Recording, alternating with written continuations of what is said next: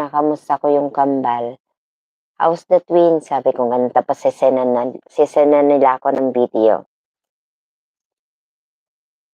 Tapos ano, alam naman nila kasi na hindi ko iaano yung pero hanggang ngayon meron pa akong video ng kambal. Yung babae, kamukha ni Mama Awatif, yung lola nila. Tapos yung lalaki, kamukha naman ng sa side ng asawa ni Hayuna.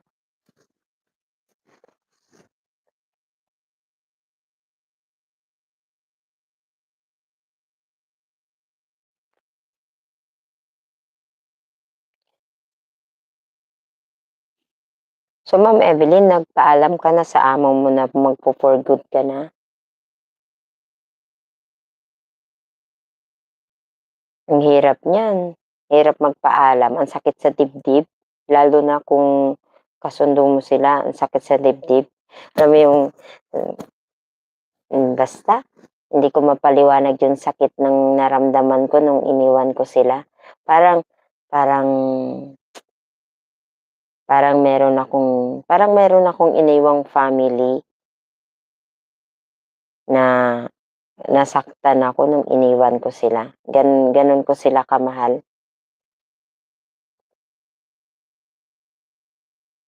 Bakit? Ba't di ka nagpaalam? Paalam ka ng maayos.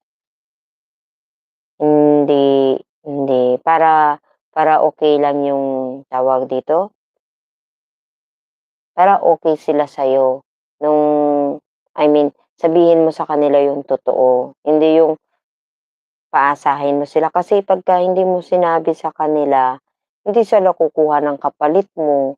Kawawa naman din sila kapagka bigla kang hindi pupunta, ay hindi ka babalik tapos naghihintay sila sa'yo. Biruin mo 1 month, imaginin mo magtitiis sila ng wala silang katulong, tapos hindi ka pala babalik. Paalam ka ng maayos. Mas gusto nila yun lalo na matagal ka na sa kanila, naintindihan na nila yun. Naiiyak kaya ako pagtalikod niya, sabi ko, "Diyos ko patawarin mo ako." Oo, masakit, masakit lalo na sa'yo. 14 years nag-stay ka sa kanila, halos halos pamilya na talaga.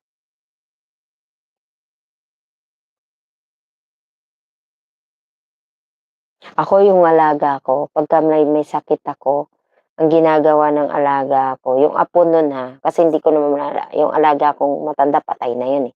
Yung apo niya pagka may sakit ako, ang ginagawa niya, nilulutuan niya ako ng noodles, pinapakain niya ako.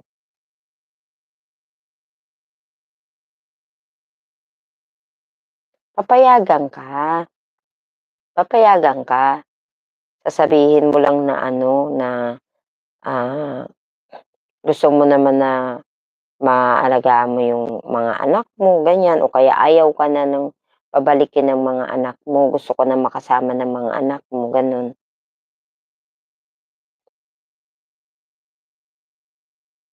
Mahirap din naman, mahirap din naman yung lagi ka lang naka-stay sa kanila tapos yung pamilya mo, 'di ba? Halos 14 years, imagine mo 14 years nilagi mo sa kanila, tapos 14 years mo din inano yung pamilya mo.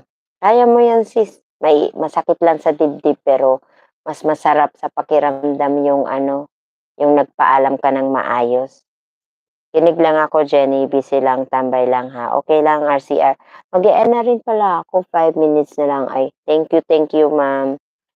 Mag-e-end na rin po ako. Thank you po sa mga bisita ko. Okey lang, dala ako ng bagong contract. Tignan ko lang kung okey pa sa katawan pero every year vacation okey lang. Oh, sabagay puwede rin.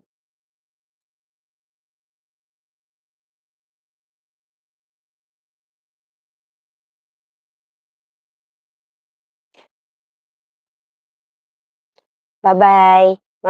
Thank you po sa mga pumunta ha. Salamat po. Thank you Ma'am Evelyn Kuwait. Natuwa lang kasi ako kasi same place tayo sa Alsur.